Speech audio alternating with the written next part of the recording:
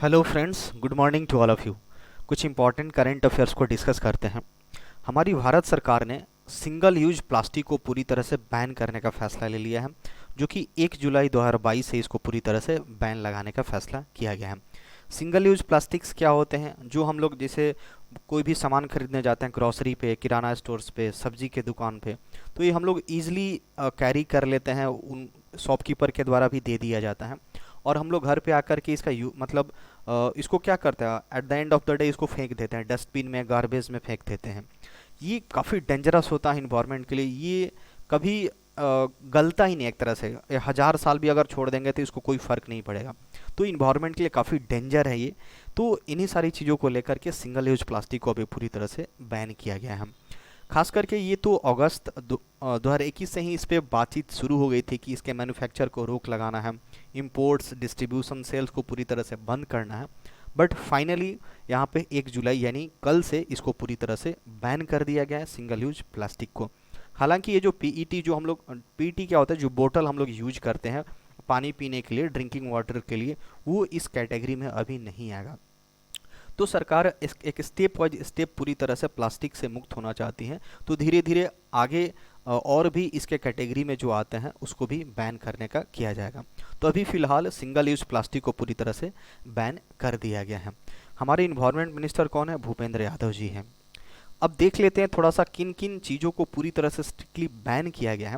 जैसे ईयरबड्स हो गया, प्लास्टिक स्टिक, ईयरबड में जो प्लास्टिक स्टिक का यूज करा जाता है, प्लास्टिक स्टिक पर बलून्स, बलून्स में भी जो स्टिक यूज किया जाता है, प्लास्टिक फ्लैग्स, जो हमारा ट्राई कलर है, जो तिरंगा झंडा है, जो भी एक प्लास्टिक का जो छोटा छोटा बनता है, उन सारी चीज़ों को भी अब बैन किया जाएगा। कैंडी स्टिक्स हो गया, आइसक्रीम स्टिक्स हो गया, ये थर्मोकोल जो भी डेकोरेशन के लिए यूज करा जाता है उसको भी बैन किया जाएगा। प्लास्टिक प्लेट्स आजकल तो धड़ल्ले से यूज हो रहा है, कोई भी फंक्शन हो वहाँ पे प्लास्टिक प्लेट्स यूज हो रहा है, कप यूज हो रहे हैं, ग्लासेस। कटलेरी में जैसे फॉक्स हो गया, स्पून, चम्मच, नाइफ्स, स्ट्रॉ, जो भी हम लोग स्वीट बॉक्स में या फिर बर्थडे केक वगैरह को काटने के लिए नाइफ्स, जो चाकू आते हैं, वो आजकल सारे प्लास्टिक्स के आ रहे हैं। तो उन सारी चीज़ों को बैन किया गया है। सिगरेट पैकेट्स हो गया, प्लास्टिक और पीवीसी बैनर जो कि 100 माइक्रोन से कम आते हैं, जो बड़े बड़े बैनर लगते हैं प्लास्टिक के, अगर 100 माइक्रोन से कम है तो उसको यहाँ पे बैन किया गया है। तो कुछ ये इंपॉर्टेंट है जो कि स्ट्रिक्टली बैन किया जाएगा, 1 जुलाई से पूरी तरह से बैन हो जाएगा। नेक्स्ट है हमारा के वेणुगोपाल को दोबारा से 3 महीने के लिए अटॉर्नी जनरल अपॉइंट किया गया है। तो इनको 3 महीने के लिए इनको दोबारा से अपॉइंट किया गया है। इनका कार्यकाल 30 जून को ही खत्म हो गया था, बट गवर्नमेंट ने इनको दोबारा से 3 महीना के लिए री अपॉइंट किया है। नेम याद रखना, के वेणुगोपाल, अटॉर्नी जनरल। नेक्स्ट है हमारा फिनलैंड के नए प्रेसिडेंट बने हैं फर्डिनेंड मैक्रोस जेआर, ये उनका नाम है, जो कि क्या फिलीपींस के ये प्रेसिडेंट के तौर पे इन्होंने शपथ ली है।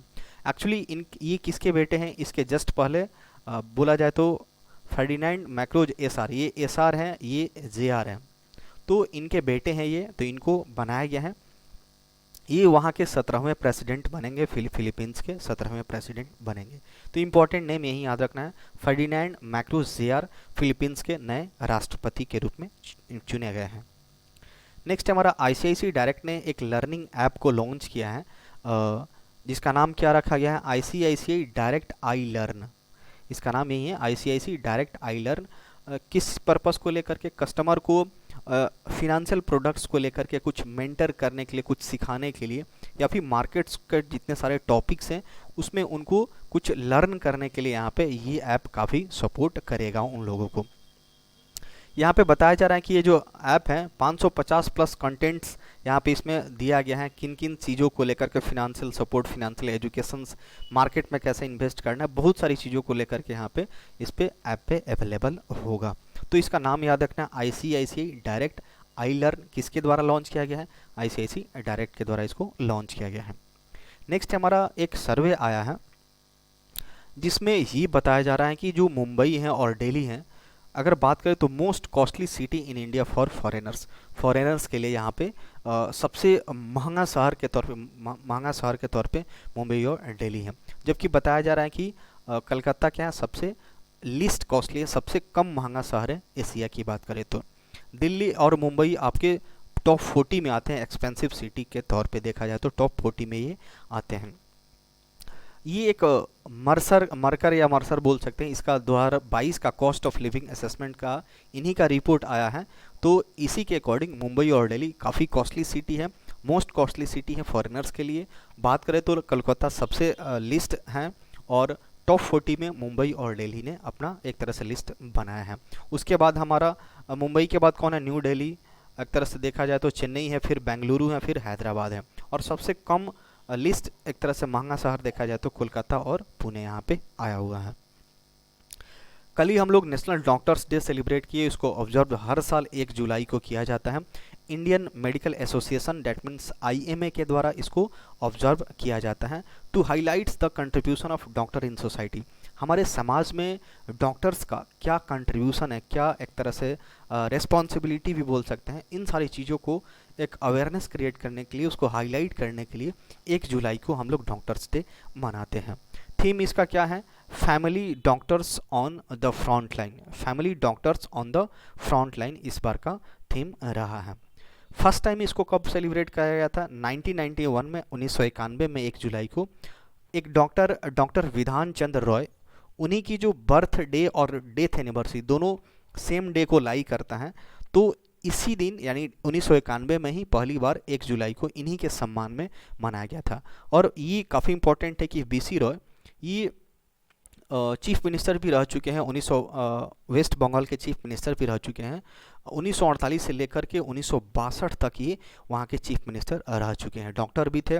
तो इन्हीं के सम्मान में हम लोग 1991 से 1 जुलाई को ये डॉक्टर्स डे सेलिब्रेट करते हैं। नेक्स्ट है हमारा अडानी जो स्पोर्ट्स लाइन है, इन्होंने क्या बन गया है? प्रिंसिपल स्पॉन्सर बन गए हैं इंडियन ओलंपिक एसोसिएशन में। तो IOA है, उसमें अडानी स्पोर्ट्स लाइन सारा का सारा स्पॉन्सरशिप, मेजर स्पॉन्सरशिप यहीं करेंगे। अगले कुछ गेम्स जो होने जा रहे हैं, बर्मिंघम कॉमनवेल्थ या फिर एशियन गेम्स या पेरिस ओलंपिक्स 2024 में होने जा रहे हैं, तो ये अडानी स्पोर्ट्स लाइन काफ़ी इनका अच्छा खासा हिस्सेदारी होगा, स्पॉन्सरशिप यहीं करने जा रहे हैं। तो ये काफ़ी इंपॉर्टेंट न्यूज होगा। नेक्स्ट है हमारा जो हमारी फिनांस मिनिस्टर निर्मला सीतारमण जी हैं, उन्होंने बिजनेस रिफॉर्म एक्शन एक तरह से बोला जाए तो प्लान है 2020 का, उन्होंने न्यू दिल्ली में इसको रिलीज किया हुआ है। तो BRAP इसको शॉर्ट में बोलते हैं, बिजनेस रिफॉर्म एक्शन प्लान। इसमें टॉप अचीवर कौन है? आंध्र प्रदेश हो गया, गुजरात हो गया, हरियाणा, कर्नाटका, पंजाब, तेलंगाना और तमिलनाडु है। ये बिजनेस रिफॉर्म एक तरह से बोला जाए तो ईज ऑफ डूइंग बिजनेस या फिर डिजिटलाइजेशंस को लेकर के जो भी एक गवर्नमेंट की पॉलिसी है, स्कीम्स हैं, उस पर कितना बेहतर काम हुआ है, और ख़ास करके बिजनेस ओरिएंटेशंस को लेकर के, तो इसी को लेकर के यहाँ पे एक रिलीज किया गया है। और इसमें आंध्र प्रदेश, गुजरात, ये सारे स्टेट्स काफ़ी टॉप अचीवर्स रहे हैं। अचीवर्स कैटेगरी में देखा जाए तो हिमाचल प्रदेश हो गया, मध्य प्रदेश हो गया, महाराष्ट्र, उड़ीसा, उत्तराखंड और उत्तर प्रदेश यहाँ पे है। एस्पायरर कैटेगरी में कौन कौन है? असम हो गया, छत्तीसगढ़, गोवा, झारखंड, केरला, राजस्थान और वेस्ट बंगाल है। तो ये इंपॉर्टेंट होगा। BRAP that means business reform action plan हमारे फिनांस मिनिस्टर निर्मला सीतारमण जी के द्वारा न्यू दिल्ली में रिलीज किया गया है। नेक्स्ट हमारा जो वर्ल्ड बैंक है, इसने $1 बिलियन अप्रूव किया है इंडिया के हेल्थ सेक्टर को सपोर्ट करने के लिए। तो यहाँ पे 2 कम्प्लीमेंट्री लोन्स होगा, 500 मिलियन का 2 होगा, डेट मीन्स 1 बिलियन हो जाएगा। तो हेल्थ सेक्टर को सपोर्ट करने के लिए यहाँ पे वर्ल्ड बैंक ने एक तरह से दिया है, एक तरह से सपोर्ट किया है, अप्रूव किया हुआ है। ये जो PMABHIM प्रधानमंत्री आयुष्मान भारत हेल्थ इंफ्रास्ट्रक्चर जो मिशन है, उसको ये काफ़ी मदद करेगा। $1 बिलियन का ये जो एक तरह से फिनेंशियल सपोर्ट दिया जा रहा है, तो इससे काफ़ी मदद मिलेगा। ये जो स्कीम है पहली बार कब लागू हुआ था, एक तरह से कब इम्प्लीमेंट हुआ था? तो ये स्कीम पहली बार एक तरह से जो PMABHIM है, ये लॉन्च हुआ था कब? अक्टूबर 2021 में। एम इसका क्या था स्कीम का? कि जो पब्लिक हेल्थ केयर जो इंफ्रास्ट्रक्चर है उसको काफ़ी इम्प्रूव किया जाए। अब ये जो मिला हुआ है 1 बिलियन का जो एक तरह से लोन मिला हुआ है, ये खास करके वैसे कुछ ऐसे स्टेट हैं जहाँ पे उसको प्रायोरिटाइज़ किया जाएगा, जैसे आंध्र प्रदेश हो गया, Kerala, Meghalaya, Orissa, Punjab, Tamil Nadu and UP। In state में थोड़ा सा प्रायोरिटाइजेशंस दे करके इसको ज़्यादा हेल्प करी जाएगी। नेक्स्ट की बात करें तो जो मैक्स लाइफ ने लॉन्च किया है एक इंस्टा कॉन्फर्मेशन ऑफ इंश्योरेंस, जिसको शॉर्ट में यहाँ पे बोला गया है इंस्टा COI प्लस। तो एक ऐसी जो मैक्स लाइफ इंश्योरेंस कंपनी है, इन्होंने ही एक स्मार्ट सॉल्यूशंस लॉन्च किया जिसका नाम क्या रखा है, Insta COI plus. Actually life insurance एक तरह से सेविंग प्लान है जो कि उसकी जो वेबसाइट है पॉलिसी बाजार प्लेटफॉर्म पे ही अवेलेबल हो सकता है। तो इम्पॉर्टेंट बस यही है, इंस्टा COI प्लस को मैक्स लाइफ इंश्योरेंस के द्वारा लॉन्च किया गया है। नेक्स्ट हमारा जो नीरज चोपड़ा है, इन्होंने सिल्वर मेडल जीता है, एक डायमंड लीग मीट हुआ है, इसमें इन्होंने अपना एक सिल्वर मेडल जीता है। इन्होंने अपना पहला वाला ही रिकॉर्ड तोड़ा है 89.9 मीटर फेंक करके। इनका पहला रिकॉर्ड नेशनल रिकॉर्ड कौन था, 89.30, बट इन्होंने खुद का रिकॉर्ड 89.94 फेंक करके, जो जेवलिन थ्रो होता है उसमें इन्होंने रिकॉर्ड तोड़ा है। गोल्ड मेडल कौन जीता है, एंडरसन पीटर्स, जो कि इन्होंने गोल्ड मेडल जीता है, 90.31 मीटर इन्होंने फेंक करके गोल्ड जीता है। तो डायमंड लीग मीट में नीरज चोपड़ा ने सिल्वर मेडल जीता है। नेक्स्ट है हमारा मलयालम की एक एक्टर है जिनका नाम क्या है, अंबिका राव। इनका हाल ही में देहांत हो गया 58 ईयर्स की एज में। तो इन्होंने मूवी इंडस्ट्री में इंटर किया था as a assistant director with the 2002 release Krishna, कोई मूवी थी, कृष्णा गोपाला कृष्णन, इसी से इन्होंने अपनी शुरुआत करी हुई थी। तो ये काफ़ी फेमस वहाँ की थी, उस मलयालम एक्टर में काफ़ी फेमस थी। तो इनका नाम क्या है, अंबिका राव जी का हाल में निधन हो गया है। That's all for today.